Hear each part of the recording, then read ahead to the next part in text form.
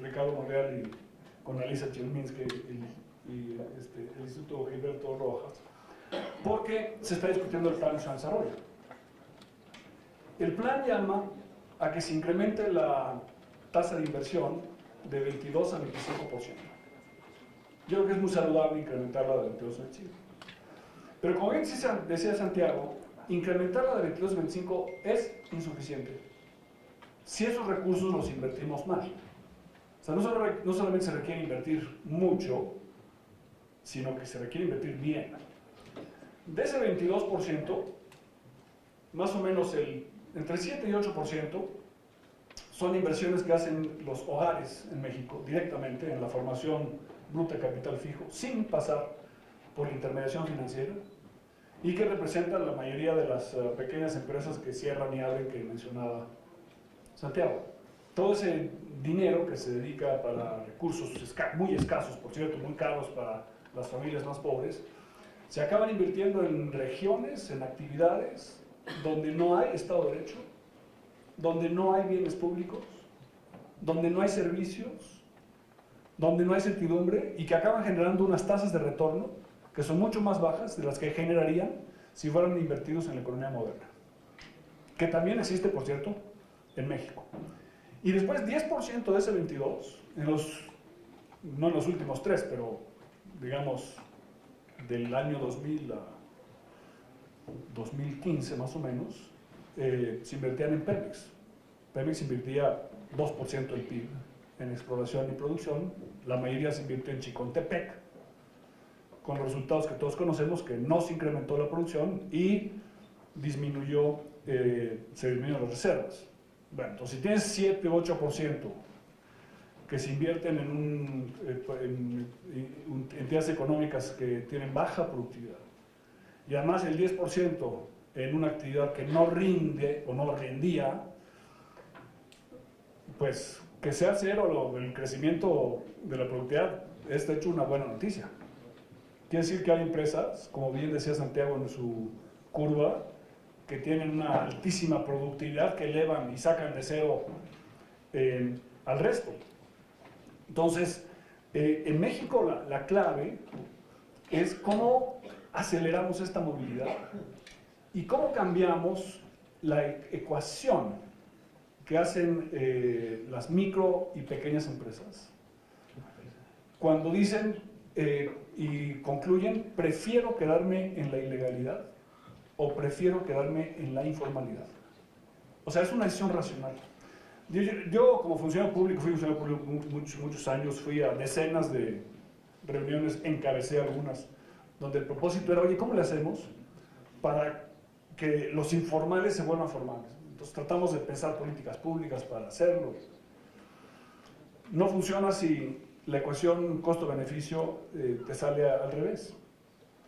Entonces hay dos actividades que creo que hay que retomar para lograr cambiar las reglas del juego, el entorno, para impulsar esa transición. Una de ellas compete al gobierno, o a los gobiernos, porque aquí es iluso pensar que es solamente el gobierno federal, sino que esto es el gobierno municipal, el gobierno estatal y el gobierno federal, y los tres poderes, ¿no?, en los tres niveles, y otro, el sector privado. En materia de los gobiernos,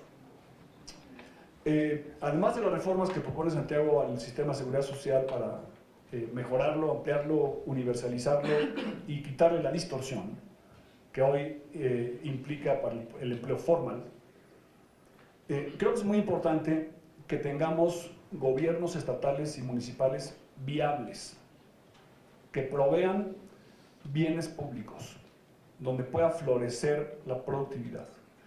Y desde mi punto muy humilde de vista, eso no va a suceder hasta que en México no se recaude de una manera importante el impuesto predial.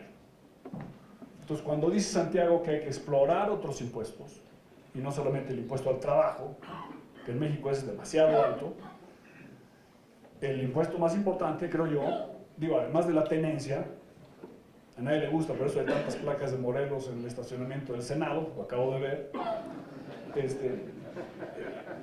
es el cobro del impuesto predial, Y bueno, hay otros que también quizá podrían explorarse.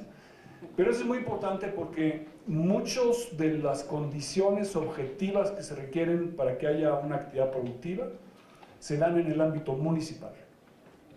La seguridad, drenaje, las calles sin baches, el alumbrado, el entorno es muy municipal y eso no va a suceder hasta que no haya, uno, rendición de cuentas y dos, no haya tampoco suficientes recursos para hacerlo. O sea, cuesta. En segundo lugar, creo que tenemos que ser muy creativos en tratar de disminuir lo que yo creo es el elemento más importante del entorno que condena a las micro y pequeñas empresas a quedarse en esa situación, que es algo que yo he nombrado y he publicado varios artículos al respecto y estoy trabajando en un libro que se llama La economía de la extorsión. En México, en cuanto empiezas a tener éxito, te extorsiona el entorno. El sindicato, el inspector laboral, protección civil, el de salud, policía, el crimen organizado. Si tienes mucho éxito, te secuestran a tu hijo. Es una forma de extorsión. Y tenemos que erradicar la extorsión en México para realmente poder crear un entorno que le permita a las empresas escoger crecer. Porque si cuando tú tienes una alta tasa de extorsión, esto se traduce en un alto impuesto, lo racional es no crecer. Desde el punto de vista privado, creo que se tiene que trabajar en dos ámbitos. Uno es el énfasis en el conocimiento. O sea, lo que realmente hace que una economía crezca es la difusión del conocimiento. Las ganancias de productividad de ahí vienen. El mexicano es relativamente joven y bastante apto para aprender, adaptar y adoptar las nuevas tecnologías. O sea, tenemos en México cientos de empresas que tienen los premios más altos de productividad en el mundo. La rapidez con la que se construye en México ahora es realmente remarcable, ¿no? Y bueno, no se diga en el sector del automóvil y de las autopartes y de las partes de avión. O sea, uno va a esas plantas y dices, pues a lo mejor Trump tiene razón y con México no pueden competir los gringos, ¿no? Pero esa difusión del conocimiento es fundamental y tenemos que hacer un esfuerzo muy grande para que en México no solamente se eduque, sino que se tengan instituciones que permitan la reeducación continua como una palanca de desarrollo para todos. Y finalmente, creo que el sector privado debe ver la construcción del puente entre la informalidad y la formalidad como una oportunidad de negocios. O sea, las empresas exitosas del futuro van a ser las que consigan crear esa transición, porque el pastel puede ser enormemente grande, dado los números que nos dio Santiago, y entonces hagamos de que en México haya menos empresas en número, pero crecientes en valor, en ventas, en generación de empleo. El principal problema del mercado laboral en México hoy en día es la falta de demanda. Tuvimos en los últimos 30 años un exceso de oferta por razones demográficas, por el incremento de la tasa de participación laboral, sobre todo de la mujer, y la reversión de los flujos migratorios. Pero el problema es que del otro lado no había una demanda suficiente para absorber ese impulso en la oferta laboral, y eso fue lo que creó, digamos, el mecanismo más importante para crear un chorro de empresitas que satisfacieran esa necesidad. Eso ahora está cambiando y México entra a una situación laboral un poco distinta que pues, nos puede ser altamente favorable para incrementar la compensación promedio de los trabajadores, pero no podemos incrementarla si no se incrementa la productividad. Entonces hay una gran posibilidad de elevar permanentemente la tasa de crecimiento del país si nos dedicamos a mejorar el entorno. Y la mejora del entorno es un trabajo que corresponde al gobierno, por supuesto, pero también a la iniciativa privada, a los ciudadanos en general, en términos de demandar el cumplimiento con nuestros derechos, de cumplir nosotros con las leyes, de hacer propuestas para mejorar las cosas, de construir este puente entre la informalidad y la formalidad y hacerlo un negocio. O sea, yo siempre me pregunto, ¿por qué en México a nadie se le ocurrió hacer Alibaba? O sea, un Alibaba en México sería un puente perfecto para que la microempresa pudiera vender sus productos y saltarse toda la extorsión que existe en el sistema de distribución y comercialización de productos. Pero como que no lo hemos podido concebir como una oportunidad de negocio, transformar la realidad. Y por el lado del gobierno, uno, crear un ambiente que fomente la inversión. Efectivamente, sí es importante que tratemos de mantener el 22 y subirlo a 25, pero sobre todo un ambiente que permita que la inversión sea buena. Y eso implica tomarnos en serio lo que nos dijo Benito Juárez hace 150 años, que es el respeto al derecho ajeno, es la competitividad. Bueno, no lo dijo así, pero eso es lo que quería decir.